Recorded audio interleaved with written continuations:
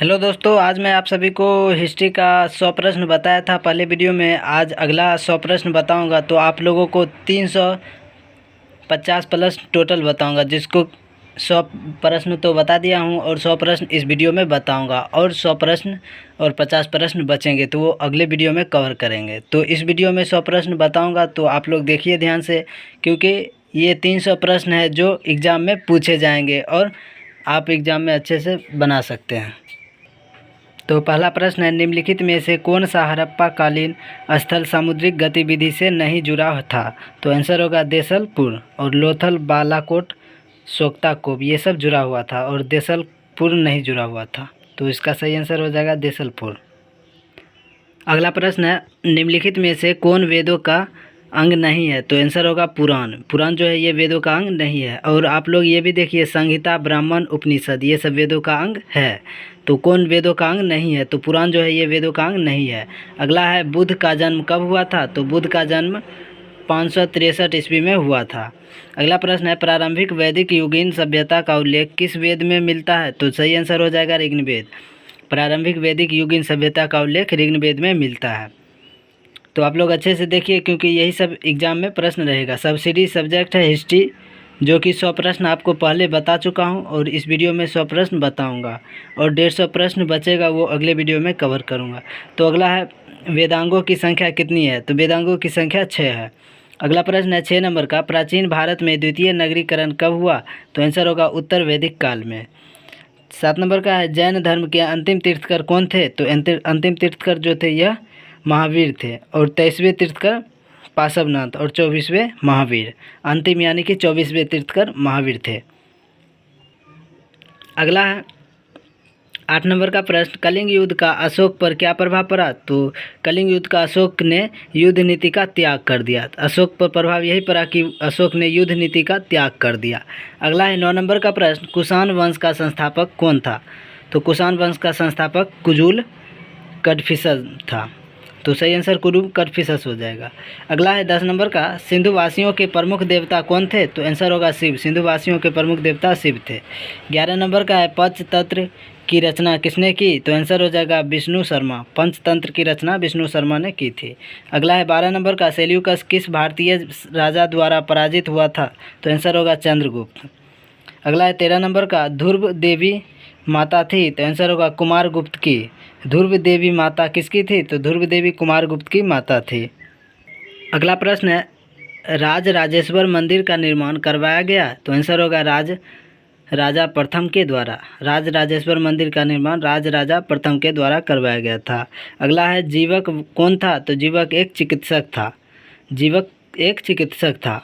अगला है, उत्तरी भारत का अंतिम शासक किसे कहा गया है? तो आंसर होगा हर्ष। उत्तरी भारत का अंतिम शासक हर्ष को कहा गया है। 17 नंबर का है, सूत्र साहित्य विभाजित है? तो आंसर हो जाएगा 3 भागों में। सूत्र साहित्य 3 भागों में विभाजित है। अगला प्रश्न है, वैदिक कालीन धार्मिक साहित्य का उदाहरण है? तो आंसर होगा रामायण तथा महाभारत। वैदिक कालीन धार्मिक साहित्य का उदाहरण रामायण तथा महाभारत है। अगला प्रश्न है, बौद्धों के प्राचीन धार्मिक ग्रंथ को कहते हैं? तो आंसर हो जाएगा त्रिपिटक। बौद्धों के प्राचीन धार्मिक ग्रंथ को त्रिपिटक कहते हैं। अगला प्रश्न है, पुराणों की संख्या है? तो आंसर होगा 18। पुराणों की संख्या 18 है। 21 नंबर का है, सिंधु घाटी सभ्यता के अवसार के बाद भारत में किस सभ्यता का पदार्पण हुआ? तो आंसर होगा ऋग्न वैदिक सभ्यता। अगला है, वैदिक काल में परिवार होते हैं? तो आंसर होगा पितृसत्तात्मक। 123 नंबर प्रश्न है, वैदिक आर्यों की जीविका का मुख्य आधार था? तो आंसर होगा पशुपालन। वैदिक आर्यों की जीविका का मुख्य आधार पशुपालन था। अगला है 24 नंबर का प्रश्न, वैदिक आर्यों का धार्मिक जीवन था? तो आंसर होगा सरल और आडंबरहीन। तो 25 नंबर का है, गौतम बुद्ध का जन्म हुआ था? तो गौतम बुद्ध का जन्म नेपाल में हुआ था। गौतम बुद्ध का जन्म नेपाल में हुआ था और महावीर का जन्म लुम्बिनी में हुआ था। ये सब याद रखिए। तो महावीर जैनों के तीर्थकर 24वें थे। अंतिम तीर्थकर भी 24वें यानी कि 24 यानी कि अंतिम तीर्थकर, तो जो कि महावीर थे। और 23वें तीर्थकर पूछा जाए तो उसमें हो जाएंगे पार्श्वनाथ। ये आप अच्छे से याद रखिए, क्योंकि ये सब प्रश्न पूछे जाते हैं। अगला है 27 नंबर का प्रश्न, महावीर का जन्म हुआ था? तो आंसर होगा 540 ईस्वी पूर्व। बार बार प्रश्न रिपीट हो रहे हैं, इसका मतलब आप समझ सकते हैं। जैनी किसका पूजा करते थे, तो जैनी हो जाएगा, यह तीर्थंकरों के पूजा करते थे। अगला है 29 नंबर का प्रश्न, एक राष्ट्र के लिए कौन सा यज्ञ उत्तर वैदिक काल में प्रचलित था? तो आंसर हो जाएगा अश्वमेध। 30 नंबर का है, उत्तर वैदिक काल में राज्य की आय का कौन सा भाग राजा को प्राप्त होता था? तो आंसर होगा छठा।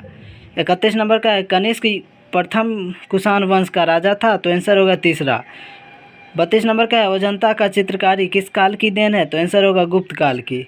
गुप्त काल कैसा काल था? तो आंसर होगा यानी कि परिपक्वता, प्रौढ़ता, पूर्णता, ये सभी हो जाएगा। गुप्त काल सभी, इनमें से सभी हो जाएगा।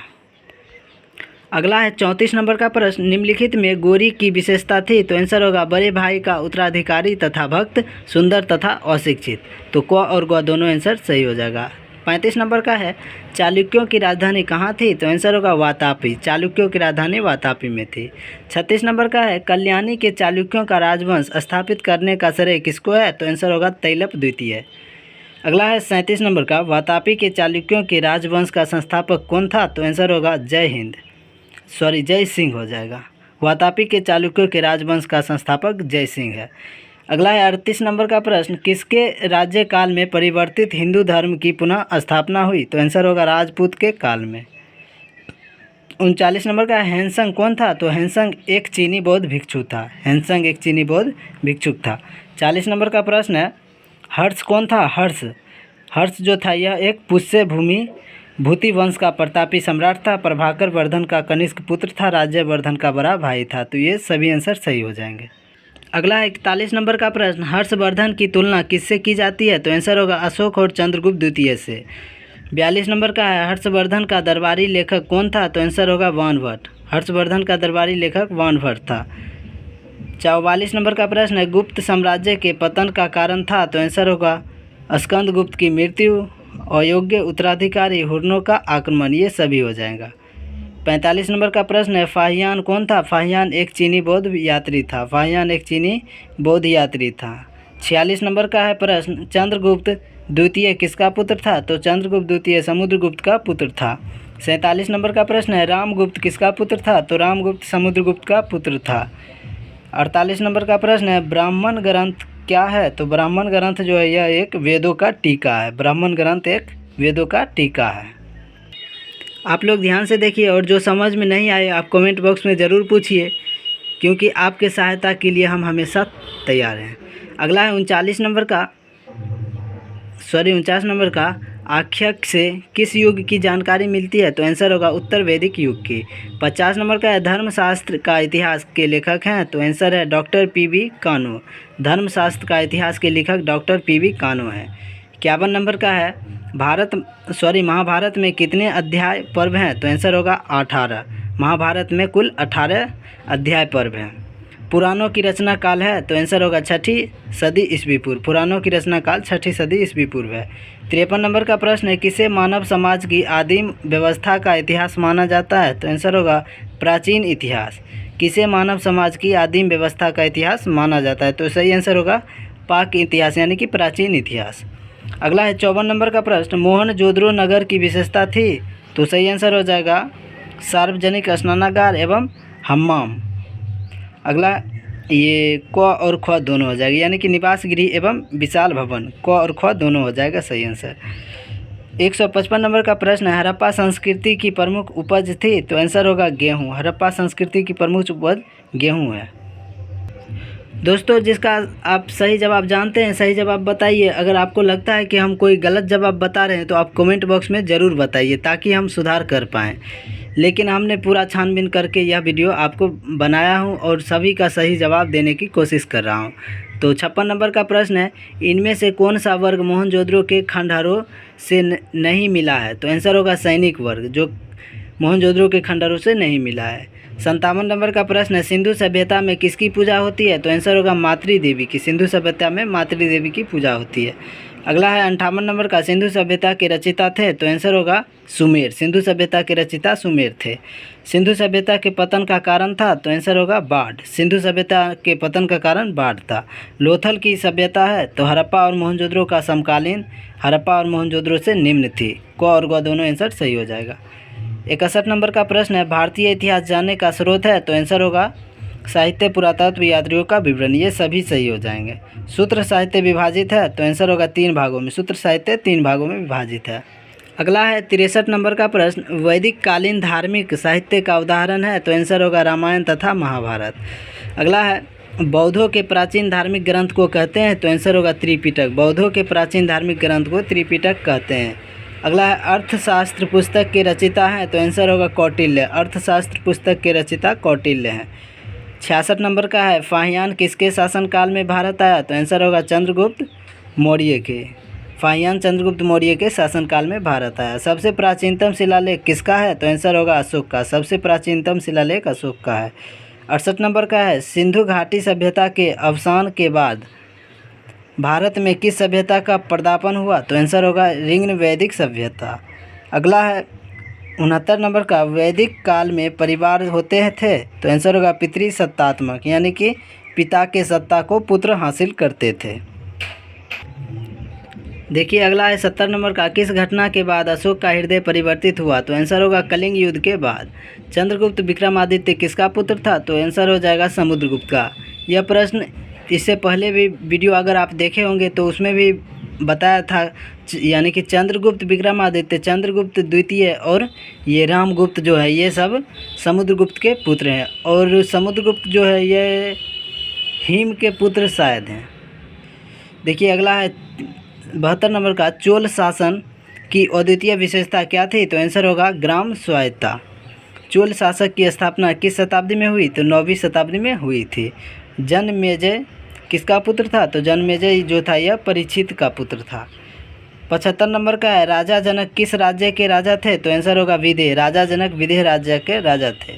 76 नंबर का प्रश्न है एक राष्ट्र के लिए कौन सा यज्ञ उत्तर वैदिक काल में प्रचलित था तो आंसर होगा अश्वमेध। अगला देखिए उत्तर वैदिक काल में किस राज्य की आय का कौन सा भाग राजा को प्राप्त होता था, यानी कि छठा। उत्तर वैदिक काल में राज्य की आय का कौन सा भाग राजा को प्राप्त होता है तो छठा हो जाएगा। अगला है मोहम्मद बिन कासिम कौन था तो मोहम्मद बिन कासिम जो था यह हज्जाम का सेनापति था। 79 नंबर का है बिन कासिम ने सिंध पर कब आक्रमण किया तो आंसर होगा 712 ईस्वी। इनमें से कौन सा गुण समुद्रगुप्त के थे तो आंसर होगा विजेता शासक और निर्माता, साहित्यानुरागी, धार्मिक सहिष्णु, ये सभी हो जाएंगे। अगला है 81 नंबर का भारत पर सिकंदर के आक्रमण का क्या प्रभाव पड़ा तो क्षणभंगुर। भारत पर सिकंदर के आक्रमण का प्रभाव क्षणभंगुर, यानी कि 82 नंबर का है भारत और यूनानियों के बीच संस्कृति का आदान प्रदान था तो आंसर होगा दो तरफा। 83 नंबर का है सिकंदर के आक्रमण के बाद भारत का प्रथम शासक था तो आंसर होगा चंद्रगुप्त मौर्य। अगला है 84 नंबर का प्रश्न कौटिल्य किस राजा की सभा में मंत्री था तो आंसर होगा चंद्रगुप्त मौर्य। कौटिल्य चंद्रगुप्त मौर्य के सभा में मंत्री था। अगला है 86 नंबर का सैंधव घाटी सभ्यता की खोज किसने की तो आंसर होगा राखलदास बनर्जी, यानी कि सैंधव घाटी सभ्यता की खोज राखलदास बनर्जी ने किए थे, तो इसका सही आंसर राखलदास बनर्जी होगा। 87 नंबर का है ऋग्न वैदिक लोगों के सर्वाधिक लोकप्रिय देवता थे तो आंसर होगा इंद्र। 88 नंबर का है पुरुष सूक्त ऋग्वेद के किस मंडल से संबंध है तो आंसर होगा 10वें मंडल। हर्यक वंश का विख्यात शासक कौन था तो आंसर होगा बिंदुसार। हर्यक वंश का विख्यात शासक बिंदुसार था।